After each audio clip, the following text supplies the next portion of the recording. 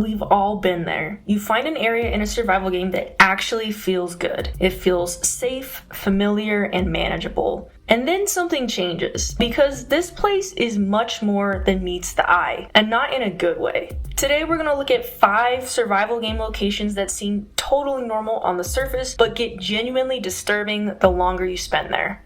Let's get into it.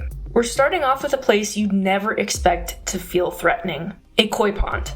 Koi ponds are relaxing in real life, the soft sound of running water, the peaceful fish. So when you head into the koi pond in Grounded, it would be totally understandable for you to think that the biggest danger is you drowning. You prepare yourself for that, but you don't prepare yourself for everything else. Because underneath the lily pads, this koi pond is murky and confusing, and it's filled to the brim with things that want you dead. The koi fish is massive and it can take you out in seconds. And you might be thinking, well, at least there's no spiders underwater, except that there are diving bell spiders. You just can't escape the spiders in this game. This has got to be the most stressful koi pond ever. A threatening koi pond is one thing, but our next entry, the Lowlands of Bellwright, contains something that can change your entire perspective of the region. The Lowlands are Bellwright's starting region. They're filled with rolling plains and fields that stretch out in front of you. It's beautiful and even hopeful at times. You feel genuinely excited to build something here and leave your mark on this world. Yes, it has its hazards. There are wild animals that can threaten you. There are bandits, but there's many communities in this area, and it makes you feel like you can make a place of your own. And then you stumble upon it, a tree with multiple bodies hanging from it. The intensity of this hits you really hard. There hasn't been anything else quite like this in the landscape that would prepare you for it. The region is described as one of the poorest. It is controlled by a cruel lord who heavily taxes his people, but knowing all of those things and seeing the reality of those things are two really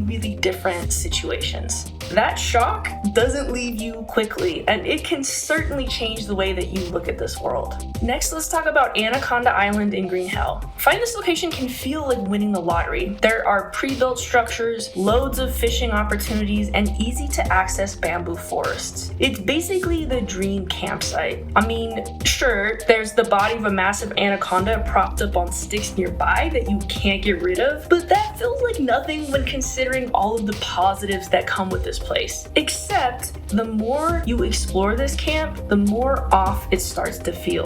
Backpacks and water bottles lay scattered around the abandoned camp, and those are the kinds of things that you can't imagine someone just leaving behind in the middle of the Amazon. And then you find a teddy bear. It all indicates that whoever was here didn't plan to leave. They were here 1 second, living their lives, and then they were gone the next. This campsite that can feel like such a blessing starts to feel a little bit cursed. And it's not just the mystery of what happened to who was on this island before you. Anaconda Island has its own share of threats and dangers that you might not expect when you initially find it. At least the dangers here become apparent relatively quickly. Our next entry, Milton in the Long Dark, lets the dread build quietly in the background. Milton is an abandoned mining town in the Mountain Town region. It is made up by multiple homes and businesses that provide shelter and excellent looting opportunities. You would think that this place would be like a respite from everything else in the world, and yet it's impossible to visit Milton without a feeling of uneasiness coming over you. This town was clearly prosperous at some point in time. It provided homes and workplaces to people, until it all suddenly ended. Now the streets are eerily silent, with the silence only broken by the snarl of a wolf or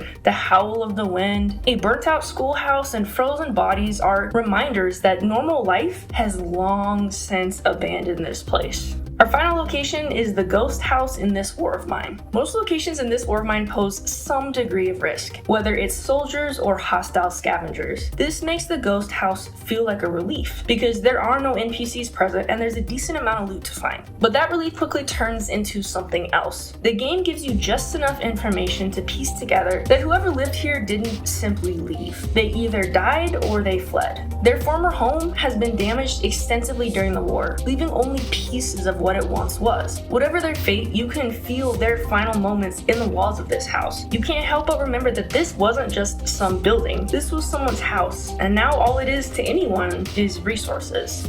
These locations are an important reminder that in survival games, even the places that feel safe hold secrets and dangers. Have you explored any of these locations? Which one messed you up the most? And are there any creepy locations in survival games that deserve a spot on this list? Please let me know in the comments. If you like more content like this, please like and subscribe, and I'll see you in the next one.